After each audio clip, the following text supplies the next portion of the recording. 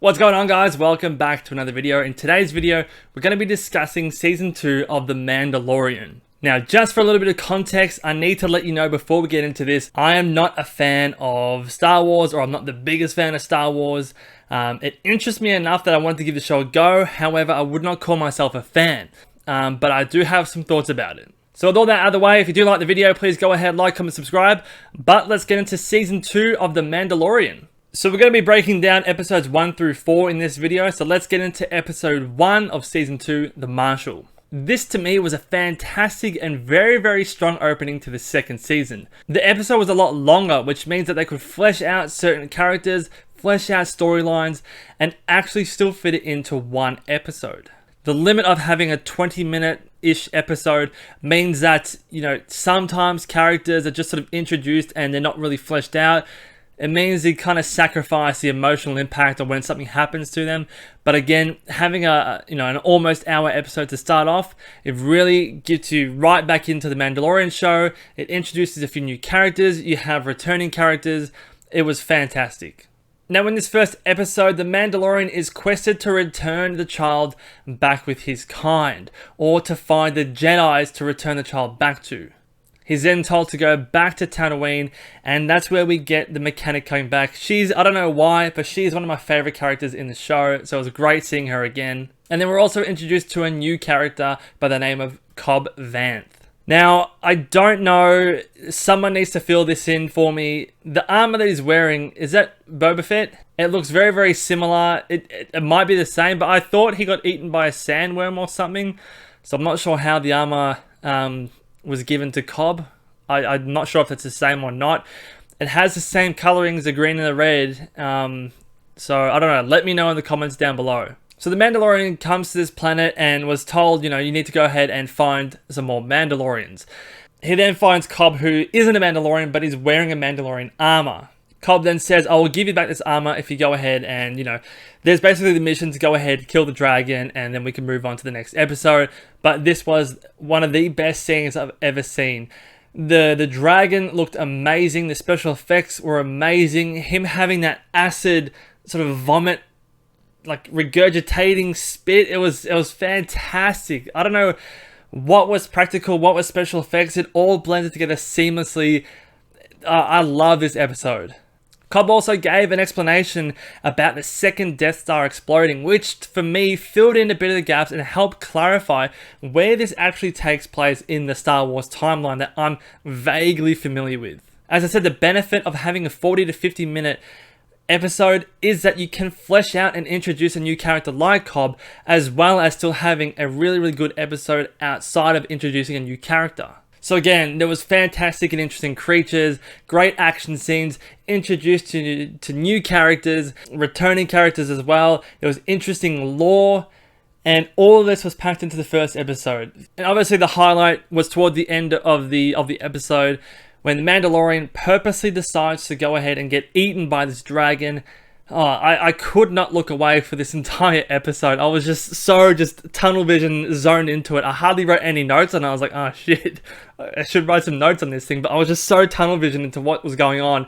And to me, that just shows how well produced and directed and cut this episode was. The 40 to 50 minute episode really felt like a 20-minute episode to me.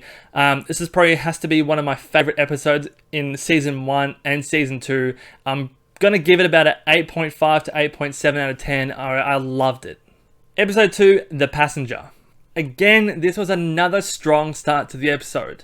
So the episode starts with the Mandalorian being shot off his speed bike, and I must say again, I'm gonna be talking about this a lot. The special effects just still blow my mind. It's a show, but it's having movie level special effects. I love it. I absolutely love it. The way that he fell off and the way he tried to recover, done really well. The child was taken, but the Mandalorian eventually got him back. Really funny scene there. Now, there was sort of a little side mission, but this is different to what my issues were in Season 1. In Season 1, the little side mission type things never fed into the overarching story. This one does it a lot better, where the Mandalorian has to escort this mum lizard species thing back to her home planet so she can go ahead and have her eggs hatch and continue her family line. Basically, she's the end of her family, and if she doesn't get these eggs to the planet where the husband is, the species basically goes extinct. So there is that kind of escort mission where you have a smaller problem. Okay, you need to take, random person A or sort out random issue and take them to a new planet and sort that out. That's fine, but it also ties into the mission where the Mandalorian must find more of his own kind. So not only do you have that sort of side mission, but it also still ties in. So the little side mission feels relevant to the overarching storyline. In season 1, I think it was episode 5 and 6, you just had a little mini mission type thing, but it never related to anything. So for me, this is much, much better where you still can have your side mission type quest or whatever, but it still ties into the overarching main storyline. It's much better, and I just feel like it ties in and becomes more relevant rather than say, okay, great, this is a filler episode, we'll watch it, but we'll try to get into the main story in the next one. Again, I also appreciate how the suits of the different species are all practical. You can tell that there are people in, I don't know if there's rubber or whatever they're using, but they're in proper practical suits. It looks so much better than any kind of CGI that could be used. It just makes everything look so much more real. Now you can see the Disney money being put to a really, really good use, because when they were entering the planet in this episode, they were trying to evade some other ships, and that flight scene was all high action, high octane, just entertainment. It was so well shot. It was so well choreographed. I loved it. I haven't found a fault really in season 2 yet. The Mandalorian eventually crashes or lands, like a rough landing, onto this planet, but it's on unstable ground, so the ice cracks and his ship falls through. They all get out, and obviously the child finds these little eggs that end up being these like little ice spider eggs. And then you get a scene that's straight out of just living in Australia.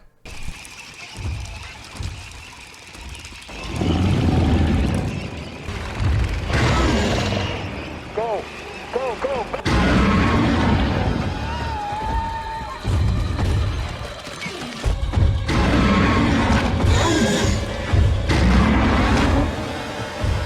And then you start getting this giant ice spider. Again, special effects blew me away. It was such a tense sort of moment. Again, I didn't want to look away. I didn't really write too many notes. Just tunnel vision. I feel like I'm just a lot more into this season than I was season 1. This episode had a lot of humor as well. And again, it was not forced and it felt organic. This poor mum is trying to save her species when the child is sitting there just munching on her children at any chance he can get. He's eating bloody frogs, he's eating spiders, and now he's eating this lady's babies right in front of her. The ship crashes, the cold's coming in, they're about to freeze to death or get eaten by spiders, and all he's like, more baby eggs, yum, yum, yum. It was great, I loved it. He's such a little shit, but fuck, I love him. So again, another great episode. As I said before, special effects great, action great. I loved how the kind of the side quest type thing of bringing this mum to a new planet did tie into the main quest of finding more Mandalorians. I feel like that's how it should be done when it comes to these sort of side missions. It still needs to feel relevant to the main story. So another 8 out of 10 for this episode. Really, really good. Episode 3, The Heiress. So the Mandalorian, the child, and the lizard mum on the ship finally get to the planet that they need to get to. The mum reunites with the husband. You start seeing that the eggs are hatching one by one. The child still wants to eat them, which is hilarious to me. His species dying, and he's like... Now the show subverts your expectations in kind of a good way. I was not expecting for this other character to kick the child into the ship's containment water thing to be eaten. I was not expecting that at all. So I had a verbal gasp when that all went down. I was like, oh shit. Of course I knew they're not going to kill off the child, but I was like, holy shit, I was not expecting that at all. Which to me communicates that the show is not predictable, and it's written in a way where things can happen that you don't expect, but it still makes sense when they do happen. It's not subverting expectations for the sake of subverting. Game of Thrones. But you get what I mean. So the child gets swallowed whole by this thing in the ship, and a group of Mandalorians come down. Now this is where I might need another fill-in, but they appear to me to be a different kind of class of Mandalorians. They did say in this episode that they were born on Mandalore, however, they are taking off their helmets and they don't have that restriction or rule like the Mandalorian does. I forgot his name, Jar Jarin or something like that. Din Djarin. Din Djarin? I don't know. Din. Let's call him Din. But they don't have that restriction or rule that he abides by. So she talks about how he was raised under a particular set of rules and teachings and how they are different. So to me, it kind of seems like there's different teachings based on where you were sort of raised and all that sort of stuff on Mandalore. Again, please fill me in and elaborate on that. I'm really interested to know. Now, the one thing I am noticing with this show, as I sort of touched on a little bit earlier, was the fact that it's kind of like, hey Mandalorian, I'm going to help you with your thing, but you need to help us with our thing. So there definitely is a formula occurring now where it's like, hey, we know you need our help, but you need to help us with blank first before we push your storyline along. So it's very much a 1-2 kind of situation. I don't mind it, but I can definitely see that this is a formula that the show relies on heavily, and it's only being made more prominent in the second season. It's not a bad thing, but I feel like you could do it in a more organic way where it's not go to a random planet, hey, I need your help. I can help you, but you need to help me first. Okay, help, and then you get the help back, if you know what I mean. It's still entertaining, but it's getting a little formulaic now. So the episode ends with the Mandalorian finding out where he can go ahead and find the Jedi.